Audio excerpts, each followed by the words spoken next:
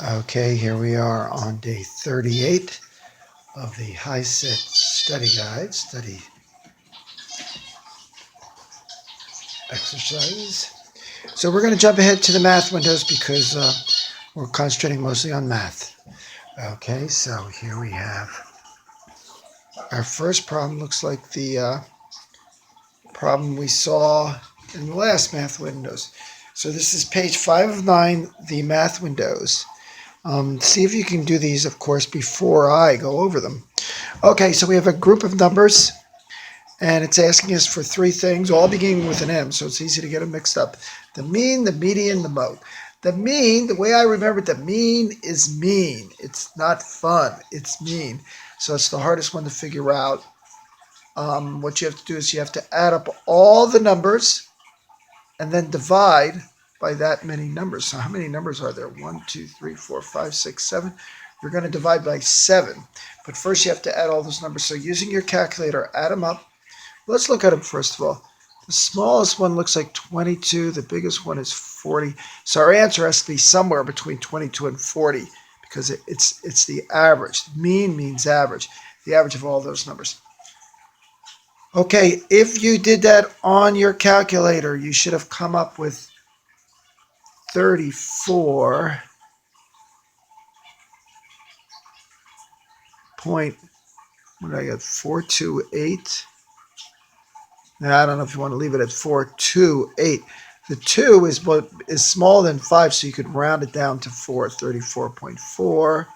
You could put 34.43 because it was 2, 8. 8 rounds up, so that would be the 2 would become a 3 if you wanted to put more numbers, 34.43. Of course, your test is going to be multiple choice, so you'll have to pick the answer that they would want. Median. The median is the middle number, but not the middle number like this. The middle number once they're placed in order. So we're going to put them in order here. 22 is the smallest, then 25. And then there's no more in the 20s or 30s. We got 37, 38, 39. So we'll put 37, 38, 39. And then we got a 40 here and a 40 there. Make sure I didn't miss any. I count again. There should be 7. 1, 2, 3, 4, 5, 6, 7. 7. If there's 7, the middle one is 1, 2, 3, right there in the middle. There's one number in the middle, 38, so that's the median. If you have an even number of numbers, there won't be a number in the middle. If we add a number here, like 17, you'd have 37 and 38 are in the middle, two numbers in the middle. Then you take the average of those. How do you get the average? You add those two numbers and divide by 2. That'll give you the average. Okay? The mode is the number that appears most often. And in this case, it's the 40. It appears twice. That's the mode. Okay. 8 miles is approximately equal to 6 kilometers. How many kilometers are equal to 28 miles? How many miles are equal to 42 kilometers? Oh, there's 2 problems there. I only saw the first one. Okay. Actually, this is completely untrue. It's the other way around. It probably should say 8 kilometers is equal to 6 miles because miles are bigger than kilometers.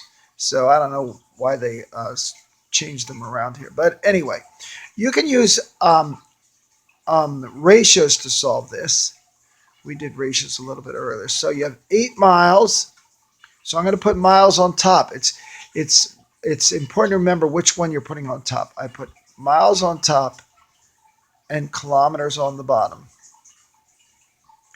Equals, now 28 is miles. What did I put on top? Miles is on top. So the 28 has to go on top because I put miles on top.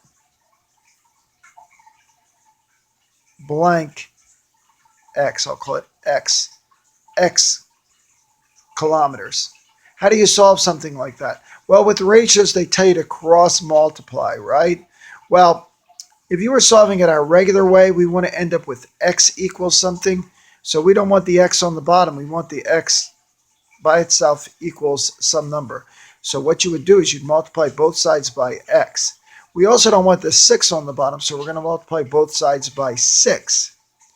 So this side, the 6's will cancel, but we're going to end up with 8 times x because we're multiplying both sides by x. So you end up with 8 times x, or 8x, equals the 6 and the x. You multiply this side, the x's are going to cancel, but you end up with 28 times 6. Which is what? Cross multiplying. That's why you cross multiply. You end up the same way as I did solving it, our old way of solving algebraic problems. Okay, we want x. How do we get x? You want to get rid of the 8. You want 1x, so you divide by 8. So x equals 28 times 6 divided by 8. And if you work that on your calculator, what does it become? 21. Now, Giovanni, one of our ex-students, had a different way he would always solve it. He would say, 8 miles is approximately 6 kilometers. So he would do the problem in 2 steps. He would say, how much is 1 mile? So he would divide by 8. So he would take the 6 and divide by 8. That's how many kilometers is 1 mile. But he wants 28 miles. So he would take the 6 divided by 8, that's how much 1 mile is, and multiply it times 28. And as you can see, he's got the same thing as us. Okay, 28 times 6 over 8. But his way of looking at it was he wasn't thinking of ratios. He was doing 1 mile and then multiplying by how many miles. How many miles are equal to 42 kilometers? Well, we could use the same ratio, 8 over 6. But this time they gave us kilometers. So kilometers goes on the bottom. So this one you would end up with 8 times 42 divided by 6 equals what? Now let's see, 8 divided by 6 times, so that's 4, 3. 3 and the 42 goes 1, what? 14. So what, 56? Is that what you got? I hope. 56. I did that one in my head, but you guys were doing it on your calculator. Anyway, 56 would be the answer. There's the second one, 56 miles. Okay, moving on. 1 is what percent of 52.6? So 1 is part of 52.6, and we want to know what part it is. So you create a fraction, 1 over 52.6. And you put that into your calculator, and what do you get?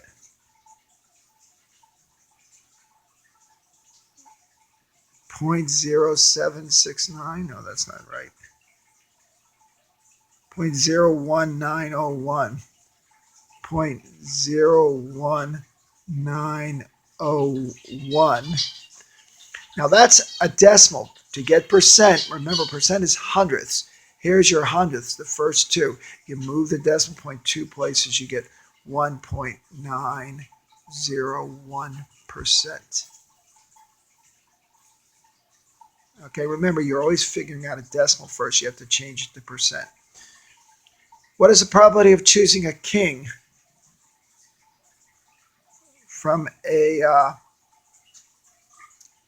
king from a standard deck? It says there's 4 kings in a deck. A deck has 52 cards. Well, if you play cards, you already know that, right? So it's 4 out of 52. But be careful, they're even numbers. These can be reduced.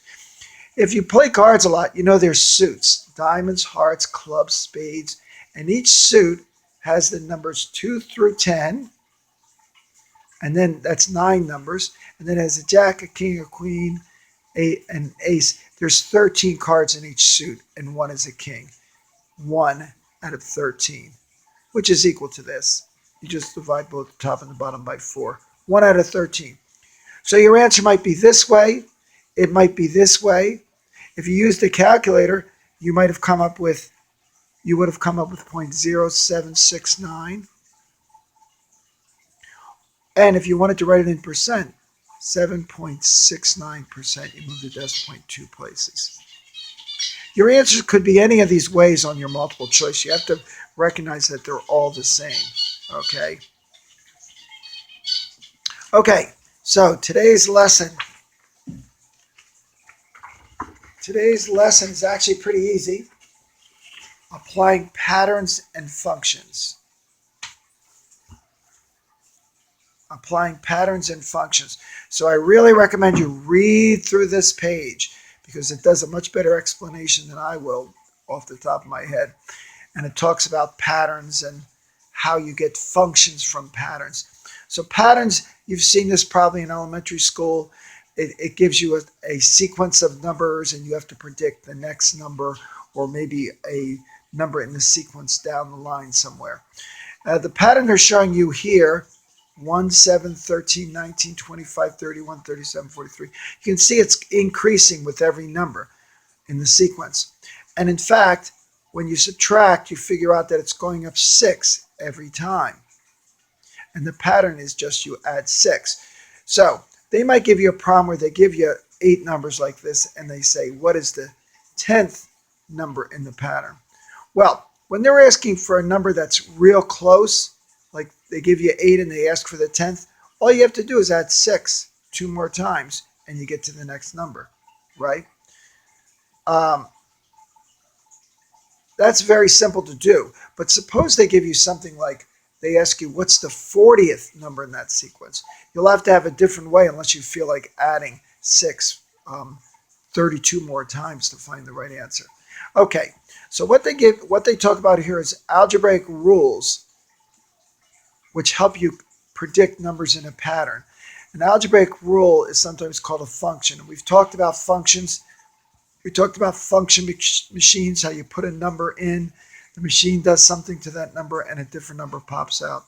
So read through this about functions again. And this is why it's going to be pretty easy, because they're going to ask you to plug numbers into functions. And that's more or less just taking a number, putting it in there, and doing what the rule says and telling us what comes out, what y is. So read through this to find out what they're talking about functions. This is a really easy lesson this week, so you shouldn't have too much trouble with it. I want to go back for a second, though, and talk about this pattern that they had here. I want to try to come up with a rule for telling us each number in the pattern. If we had to do the 40th number in the sequence, what would it be? So I see that the first number was 1, and then they added a 6 to get the second number. For the third number, you could start with the first number and add 2 6s. For the fourth number, you add 3 6s. For the fifth number, it's 4 6s. Every number, you add 1 less the amount of 6s. So for 7 numbers, you add 6 6s. So if we call this number in the sequence n, and we take 1 away from n, so for 7, we want to add 6 6s. So n minus 1 would give me 6. And we're going to multiply that times the 6s to add. That tells us how many 6s to add. So for the 8th number, we add 7 6s. That's good, but we have to add it to 1. That's our rule for any number in the sequence. If I wanted the 41st number in the sequence, I would do 41 minus 140 times 6 is 240, plus 1 is 241. So very easily with the rule, I can figure out any number in that sequence. Okay, so we're going to go on to some exercises now. See how we do on that.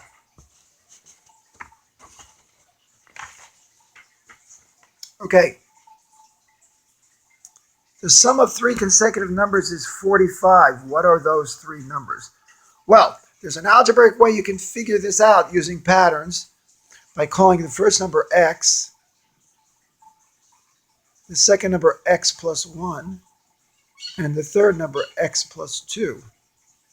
And if you add these 3 numbers up, x plus 1 plus x plus 2 is equal to 45.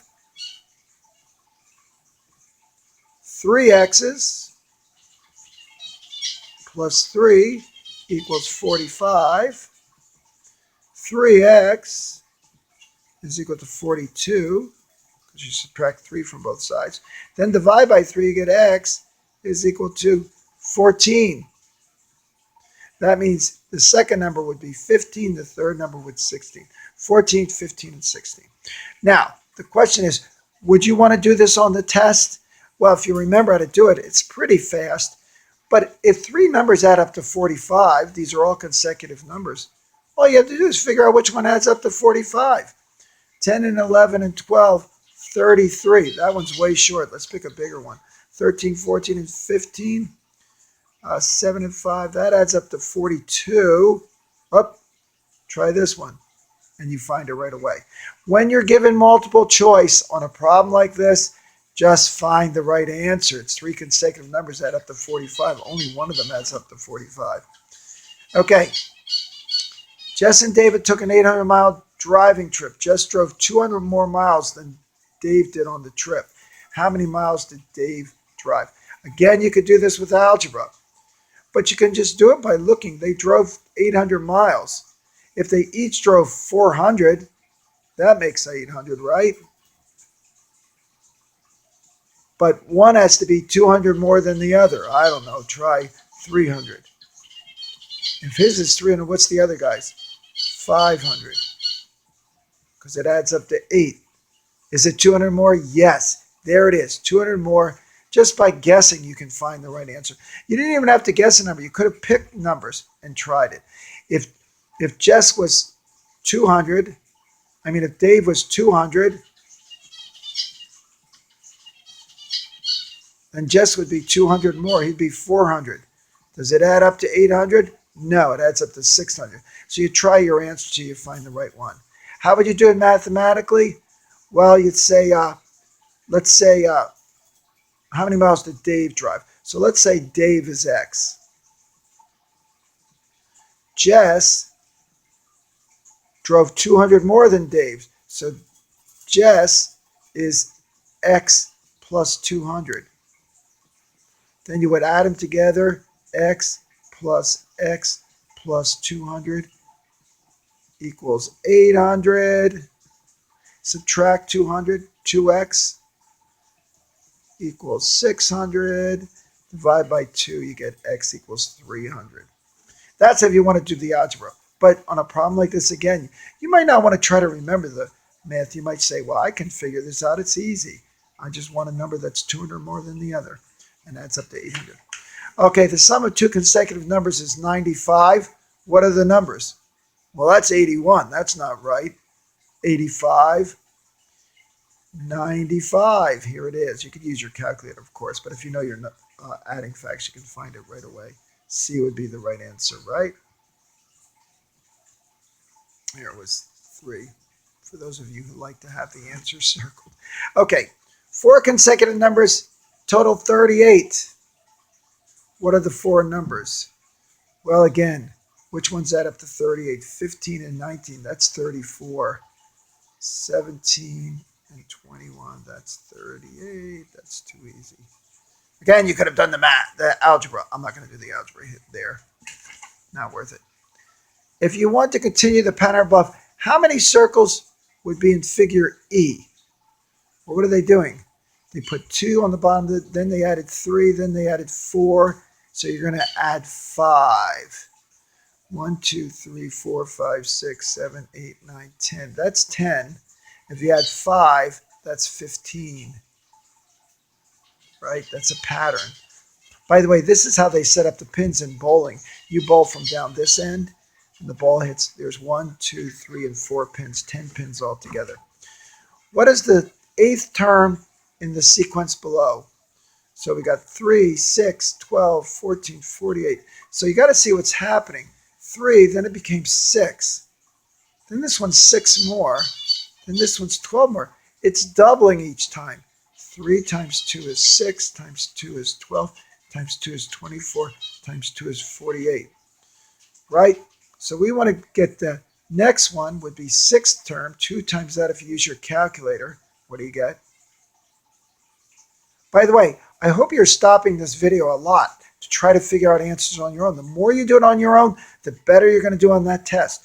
Don't just watch me do the answer because they're not going to have the same problem. You have to really try to work these yourselves. Okay, so we've got 6 terms. Double that again with your calculator. What I do is I say, that's almost 100. 2 times 100 is 200. This is 4 less, so the next number has to be 8 less than 200. 192. Now I've got 7. I need one more, so you double this one. What's it going to be? 384 probably? Anyway, 384 I got. There it is. Okay. For the function y equals x divided by 4, which of the following values for x results in a fractional value of y? That is, y is not a whole number. So we want, if y is a whole number, that means x is divisible by 4. 4 goes into x evenly. So here all you have to do is divide the numbers by 4 and find one that doesn't say 0.0. So if you put 32 in your calculator, you'd get 32 divided by 8 is 8.0. We don't want that one because we want a fraction left over. We want a decimal left over, something left over here. If you know your multiplication numbers, you know 4 times 7 is 28, 4 times 3 is 12, 4 times 2 is 8. None of these work. They will all give you 0.0, but that first one would give you 10.5, which is 10 and a half. That one's the one that does not give you a fractional answer. You want the one that doesn't give you. The other ones, the one that does give you a fractional answer, not the ones that don't give you a fractional answer. Okay. Moving along here. We won't have to do this in 2 parts, hopefully, just 1 part, because this is pretty easy. Which number should come next? Again, please try these before you look at the answers. And you can stop the video at any time. Which number should come next in the following pattern? So it goes from minus 12 to minus 9 to minus 6 to minus 3. It's getting bigger. It's going towards the plus. And how much? Well, if you know your subtraction, it's going bigger 3 every time. So it's going to jump 3 more to 0. 3 plus negative 3 is 0. The next one would be 3, then 6, then 9. What is the next number in the sequence? Well, what's happened? It went from 21, 26, 31, 36. It's jumping up.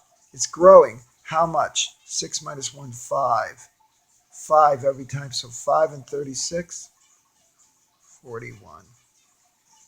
In the function y equals 4x plus 10, if x equals negative 2, what is the value of y? Negative 2 times 4. 2 times 4 is 8, but it's negative 2 times a positive. Negative 8 plus 10. Negative 8 plus 10 is the same as 10 minus 8, 2. In the function, y equals 2x times 4 plus x minus 2. If x equals 3, what is the value of y? So you're going to plug in 3. 3 and 4, that's 7. 2 times, what did we say, 3? 2 times 3 is 6. Now you multiply. 6 times 7 is 42. Well, you'd have to use your calculator if you don't know your times tables. Minus 2 is 40. You also have to know your what's that called? What you do first, order of operations. You do the parentheses, you do the multiplying, and then this last thing you do is you subtract. Each term in the second row is determined by the function 2x minus 1. What number belongs in the shaded box? Well, you can see they're adding 2 every time. So you could, if you want, you could do the 6th one, the 7th one, the 8th one, the 9th one, the 10th one, the 11th one, and then the 12th one. Or you can just follow the rule. 2 times 12 is 24 minus 1, 23. Okay, choose the one best answer to each question. How many blocks would be needed to build the 25th construction in the sequence? Aha, you don't want to draw them all, right? Think of these as buildings. This one has 1 floor. This one has 2 floors. This one has 3 floors. The 4th one has 4 floors. The 5th one will have 5 floors. The 6th one, 6 floors. So the 25th one will have 25 floors, right? And every floor has how many rooms? 2 rooms, except for 1. Whoop, I got a little message here. Okay, so what we're going to do is the number times 2, but then you have to subtract 1. So the rule is, why am I getting a big shadow here? Okay, 2x minus 1. And if we want the 25th, 2 times 25 is 50 minus 1 is 49. There it is. What is the sixth term in the sequence below? Sixth term. Well, we got 4, so we'll figure them out. 14 to 8 to 2, then up to 4. They're going by 6. 6 every time. So the fifth one will be 10, and the sixth one will be 16.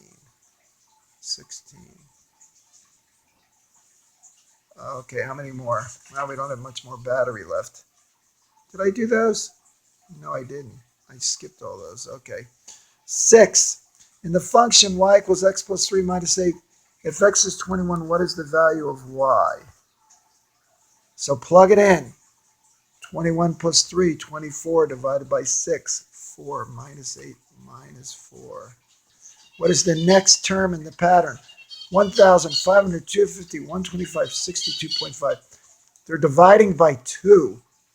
1,500, 250. It's divided by 2. So put that in your calculator, divide by 2. You should get 31.25, because this is like 505. What is the next number in that sequence? 3, negative 5, 7, negative 9, 11. I had a little trouble with this until I saw, hey, it's just odd numbers. 3, 5, 7, 9, 11, 13. But then you go plus, negative, plus, negative, plus, negative, because it's odd numbers. And then they're alternating the sign. Each term in the second row is determined by the function, blah, blah, blah. What number belongs in the shaded box? Well, use your rule. 9 times 3, 27, plus 5, 32.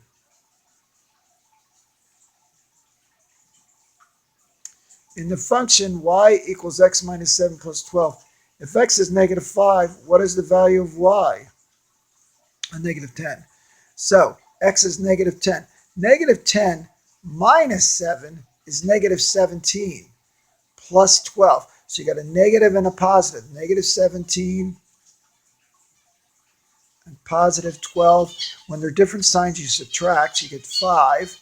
And you take the sign of the bigger number. That's 17. That's bigger, so we put negative 5. The price per scarf is a function of the number of scarves purchased. The table shows the price per scarf for purchase for up to 4 scarves. Okay? Which of the following functions was used to determine the prices shown in the table? Okay, was it this one where you take the number of scarves and you multiply it times 5 minus 425? 5 minus, well, you would have to do this first. That would be 475, and you're going to multiply it times n. They're all going to be 475, so that means it doesn't matter. The price is always going to be 475. It doesn't matter how many scarves, because this is always going to be 475. Well, that's not right, because the price changes according to how many. How about this one?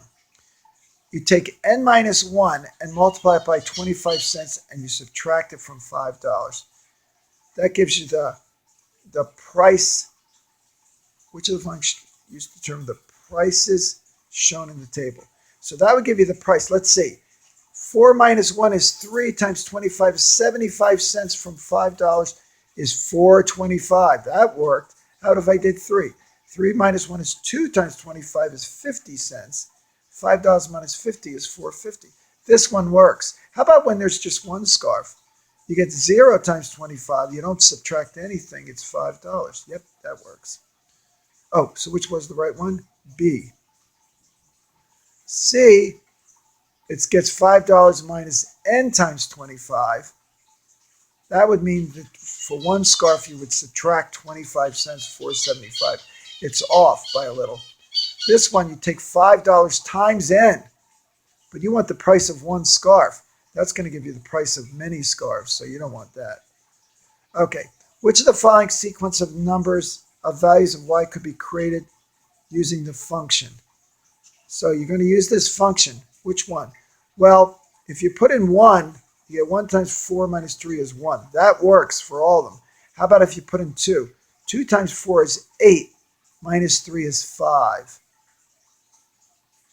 Only B works. How about 2? If you put in 3, 3 times 4 is 12, minus 3 is 9. Yeah, that one is going to work. Is that it? I think that's it. We got through them all without our battery running out. Okay, let's hope it looks okay. Although I think I put my camera upside down. Dang!